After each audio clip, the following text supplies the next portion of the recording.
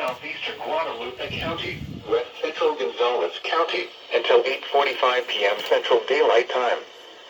At 7:49 p.m. Central Daylight Time, severe thunderstorms were located along a line extending from 8 miles southeast of Seguin to 8 miles south of Palmetto State Park to Gonzales, and are nearly stationary. Hazard, 60 miles per hour wind gusts. Source, radar indicated. Impact, expects damage to roofs, siding, and trees.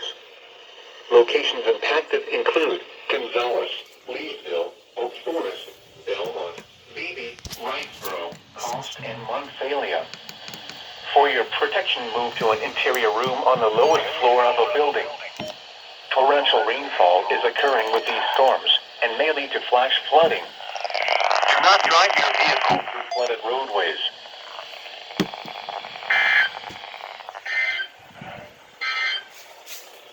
Your local forecast.